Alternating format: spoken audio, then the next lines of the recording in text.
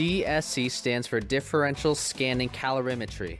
Differential scanning calorimetry is a thermoanalytical technique in which heat change required to increase the temperature of a sample is measured. In this experiment, it will be used to determine the phase transition temperatures of polymers. A DSC comes with space for two heating pans. One is for your sample, the other is for a reference.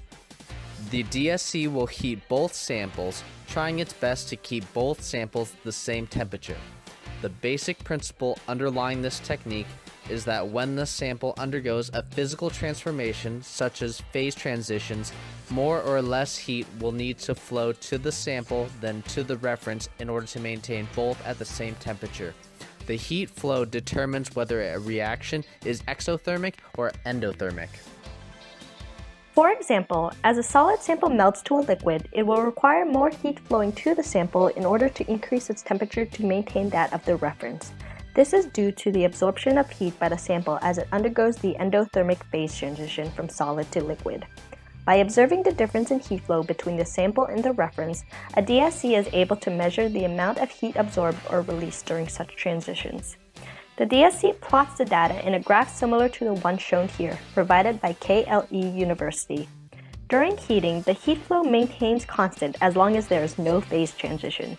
However, as a sample begins to melt, crystallize, or decompose, the heat flow changes in the endo or exothermic direction, changing the slope of the heat flow. Polymers consist of crystalline and amorphous regions. There are two types of thermal transitions a polymer undergoes that were investigated in this lab: the glass transition temperature and the melting temperature. The glass transition temperature can be thought of almost as the melting temperature of the amorphous part of the polymer. While not a true phase change, since the material is amorphous throughout the change, the heat capacity changes above this temperature and the viscosity of the material decreases to a more liquid state. The melting temperature is strictly a change in the crystalline portion of the material. Like other crystalline materials, at this temperature, the solid undergoes a true phase change into a liquid. This lab demonstrates the thermal transformations of two polymeric materials, polystyrene and polyethylene terephthalate. To prepare the sample, rinse your polymer with distilled water, then cut it into small pieces to fill the pan. Using the analytical balance, weigh the sample. Our sample was approximately 13 milligrams. Fit the samples into the pan and crimp the lid on. You'll need a differential scanning calorimetry machine and accompanying software. We used a Perkin-Elmer DSC7 machine and the Pyrus software. Here's where you'll load the DSC sample. The sample will go in the left chamber. The right chamber will remain empty, as that is the reference chamber. Once you've inserted the sample, close the panel and screw it in tight and make sure it is secure, and use the lid to cover the sample.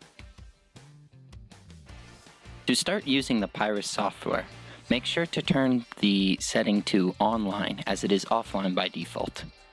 Then, when the software has opened, make sure you name your sample and set the mass of your sample. Then, go to the Programs tab. Under this tab, you can set the parameters of the heating and cooling. Set the sample to start at 25 degrees Celsius for 1 minute. Then heat the sample from 25 degrees Celsius to 280 degrees Celsius at a rate of 25 degrees Celsius per minute. Then hold for 1 minute at 280 degrees Celsius, and then cool from 280 degrees Celsius to 25 degrees Celsius at a rate of 40 degrees Celsius per minute. A slow heating rate allows for better readings, but the cooling rate does not matter. Then finish by clicking the Pyrus button and begin the process. So after running your DSC, you're going to get a graph that looks something like this. First, you go and click the magnification tool in the top left corner. You're going to highlight your T sub m right here, which is the peak, and you can double click it to enlarge it.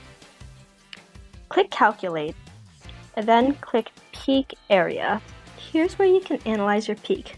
Click Onset, End, Peak Height, Display Limits, and Tolerance Test.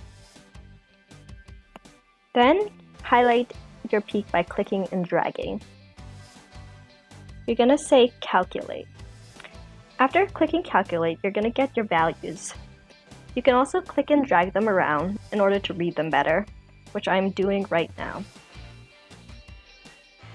So after you click and drag them out of the way, you can then zoom out and then locate your T sub g. The T sub g is a very minute change in slope, which we can see right here. But you can see it better by zooming in again. Here you can see it a little more clearly, however, it is still kind of hard to see. We see it right here. We're gonna go to calculate again, click T sub g. So first click and drag the area in which you see this change of slope. You're then gonna say onset and end, and then click calculate. Then it's gonna ask you to set your left and right tangents.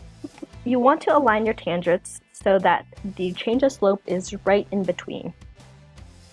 After that, click calculate, and the values will come up just like this. You can then, of course, click and drag them in order to move them and see them a little better. But now I'm just gonna zoom out to look at the entire thing, and you're gonna have your analyzed data just like this. So here you can see that our T sub g value is around 88 degrees, and our T sub m is 260 degrees. For your lab report, you're gonna need to compare your values with the actual values. To conclude, this lab demonstrates how to use DSC to find values for thermal events and changes in materials. This information gives important insights into the structures and properties of materials. The two transitions analyzed within the polymers for this experiment were the glass transition temperature, which is the transition from a glassy amorphous structure to a liquid amorphous structure, and the melting point, the phase change from solid to liquid in the crystalline regions of the material. These transitions require thermal processes, and the DSC has the ability to find at what temperature and the amount of energy absorbed at each point of interest.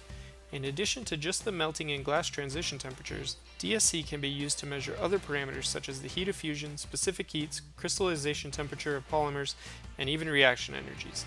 This can allow for an analysis of many important properties of materials, making DSC an invaluable tool for materials science.